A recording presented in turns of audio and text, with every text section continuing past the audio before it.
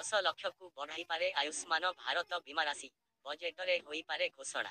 ଲୋକସଭା ନିର୍ବାଚନ ପୂର୍ବରୁ କେନ୍ଦ୍ର ସରକାର ଲୋକଙ୍କୁ ବଡ଼ ଆଶ୍ୱସ୍ତି ଦେବାକୁ ଯାଉଛନ୍ତି। ମୋଦି ସରକାର ଆୟୁଷ୍ମାନ ଭାରତ ସ୍ୱାସ୍ଥ୍ୟ ବୀମା ଯୋଜନାର ବୀମା ରାଶିକୁ 10 ଲକ୍ଷ ଟଙ୍କାକୁ ବୃଦ୍ଧି କରିବାକୁ ପ୍ରସ୍ତୁତି ଚଳାଇଛନ୍ତି।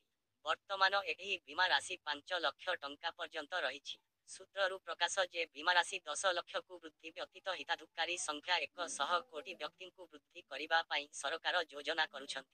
ଏହା ଫଳରେ ସରକାରଙ୍କ ଉପରେ ପ୍ରତିବର୍ଷ ଅତିରିକ୍ତ 12,076 କୋଟି ଟଙ୍କାର ବ୍ୟୟଭାର ପଡ଼ିବ। କ୍ୟାନସର ଓ ପ୍ରତିରୋପଣ ଭଳି ଜଟିଳ ରୋଗ ପାଇଁ ଯେପରିକି ଲୋକମାନେ ଅଧିକ ଖର୍ଚ୍ଚ କରିପାରିବେ ସେଥିପାଇଁ ସରକାର ନିଜର ଆୟୁଷ୍ମାନ ଭାରତ ସ୍ୱାସ୍ଥ୍ୟ ଯୋଜନା ଅଧୀନରେ ବୀମା ସୁରକ୍ଷାକୁ 2 ଗୁଣା କରି 10 ଲକ୍ଷ ଟଙ୍କା କରିବା ପ୍ରସ୍ତାବ ଉପରେ କାର୍ଯ୍ୟ କରୁଛନ୍ତି। ଫେବୃଆରୀ ପହିଲାରେ ଅନୁରୀଣ କେନ୍ଦ୍ର ବଜେଟରେ ଏନେଇ ଘୋଷଣା ହେବାର ସମ୍ଭାବନା ରହିଛି। ବଜେଟରେ ଘୋଷଣା ହେବା ପରେ ବର୍ଦ୍ଧିତ ବୀମା ରାଶି 2024-25 ଆର୍ଥିକ ବର୍ଷରୁ ଲାଗୁ ହେବାର ସମ୍ଭାବନା ରହିଛି। ଆଗରୁ ସାଧାରଣ ନିର୍ବାଚନ ଥିବାବେଳେ ଆୟୁଷ୍ମାନ ଭାରତ ଯୋଜନାର ବୀମା ରାଶି ବଢ଼ାଇ ସରକାର ଭୋଟରଙ୍କୁ ଆକୃଷ୍ଟ କରିବାକୁ ଉଦ୍ୟମ କରୁଛନ୍ତି। ଭିଡ଼ିଓକୁ ଏଇଠି ଏଣ୍ଡ କରିବା। ରହିଲି। ଜୟ ଜଗନ୍ନାଥ। Bye bye. ପୁଣି ଦେଖା ହେବ ଆସନ୍ତାକାଲି। ଶୁଭ ସକାଳ ଅପଡେଟ୍ ନ୍ୟୁଜ୍।